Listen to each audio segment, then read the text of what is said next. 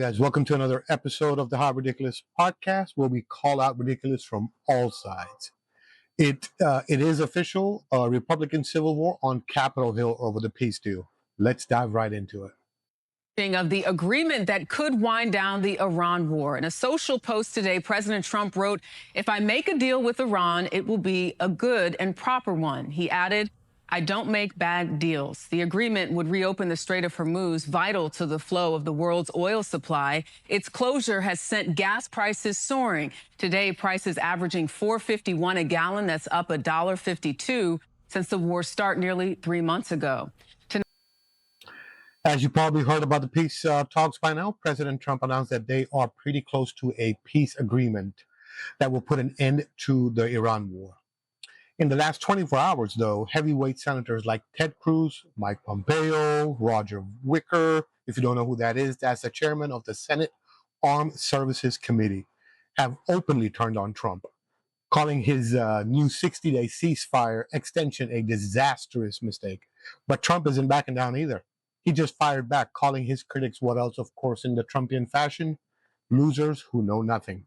Let's break down and let's take a look. Ted Cruz, I am deeply concerned about what we are hearing about an Iran deal being pushed by some voices in the administration. President Trump's decision to strike Iran was the most consequential decision of his second term. He was right to do so, and we achieved extraordinary military results, including destroying all of their missiles and drones and sinking their entire navy. If the result of all this to be an Iranian regime still run by Islamists who chant death to America, now receiving $1 billion, being able to enrich uranium, develop nuclear weapons, and having effective control over the Strait of Hormuz, then that outcome would be a disastrous mistake. The details are still coming out, and I pray the early reports are wrong. But the fact that Biden's Rob Malley is praising the deal is not a good sign or not encouraging. President Trump believes in peace through strength, and his strong leadership has already made America much safer. He should continue to hold the line, defend America, and enforce the red lines he has repeatedly drawn. Let's take a look at another one from this time. Let's see, Senator Roger Wicker. We are at the moment that will define President Trump's legacy.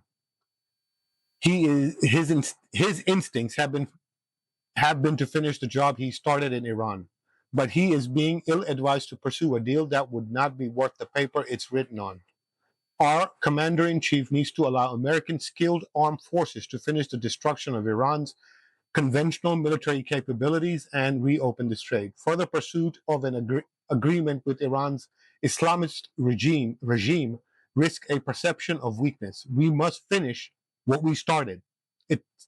It is past time for action. Wow, strong words there. Let's take a look at the next one. Who do we have? We have Mike Pompeo. The deal being floated with Iran seems straight out of the Wendy Sherman, Robert Malley, Ben Rhodes playbook. Pay the IRGC to build a WMD program and terrorize the world. Not remotely America first. It's straightforward. Open the damn strait, deny Iran access to money, take out enough Iranian capability so it cannot threaten our allies in the region. Wow, okay. Now on the other side, we have Senator Rand Paul welcoming the peace talks and making his arguments, which to me does make a bit more sense, but that's just my opinion for now. Let's see what he had to say. Not that long. He's not that wordy. He comes out and says war virtually always ends with negotiations. Critics of President Trump's peace negotiations should give President Trump the space to find an American first solution, American first solution. Kind of makes sense, right? Wars do tend to end with negotiations at the end. You just can't endlessly go on fighting until the last person dies. As you can see, it is clear division within the party. One side, we have those who want to continue the war and finish what we started, so to say. But that brings us to a devastating hidden cost, doesn't it? Endless wars. If the hawks get their way and they shut down America or Trump's negotiations, the global economy will hit a brick wall. Look at the numbers the mainstream media isn't reporting or completely ignoring.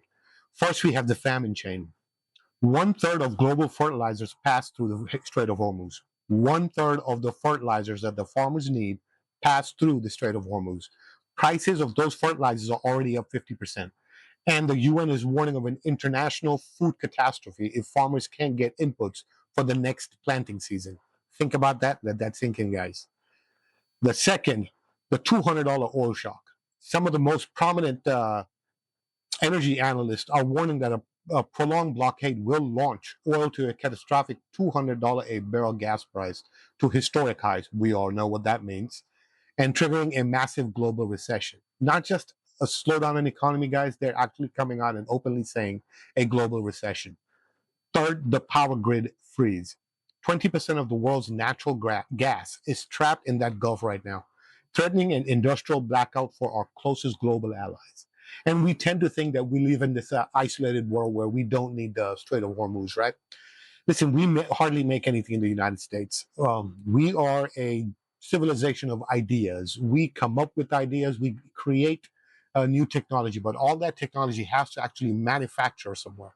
That manufacturing is done overseas, right? So all that is kind of stuck in the Strait of Hormuz, which is the passageway to the West. Anyways, let's continue. Look, I would like to finish the war, what we started as well, so they say, right? I would like to have the regime completely annihilated. But honestly, the match shows that the everyday people in America, I don't care about anyone else, here, us, the average American, just can't afford another 20-year mess in the Middle East like we've had in the past, right? And you can let these politicians talk tough on cable TV. But let's be for real, right? Guys like Pompeo, Cruz, Wicker, and I don't know, countless many more. It's easy for them to talk big and talk tough, not showing weakness and all that garbage, right? But those aren't the ones watching their bank accounts get drained at the gas pump in the grocery stores, are they? They aren't the ones running small businesses that are trying to survive massive global recessions or even higher import prices. And they definitely aren't the ones sending their own kids to war. I've never heard of any of these senators or congressmen ever sending their own children to war or in the front lines, right? Trump, on the other hand, right? I've always liked this about him, is a businessman. We all know his history. He is treating this strategically as a business deal, just like he promised. No endless wars. He gets something the establishment forgets. Peace isn't weakness, it's leverage. But one thing this infighting is definitely showing us, right? On putting out and on complete open display for all of us to see, is that the old school war regime, the old school war machine, like they say, is absolutely losing its mind right now. And they are doing everything they can to wreck these deals before the deal even happens, or even the average American gets to see the details around it. But hey, these are just my thoughts and my opinions for now. They could change, right? Are these hawks right? Are the people who are saying take the deal right? I don't know. But I do think America first is America first. Now, do you think I've completely missed the mark? If so, please let me know in the comments below. Let me know if I've completely missed everything and you guys think I'm totally wrong. I would love to learn. Please let me know in the comments. This is it for today. It was a short episode. Until next time, guys, be safe, be happy, and see you soon.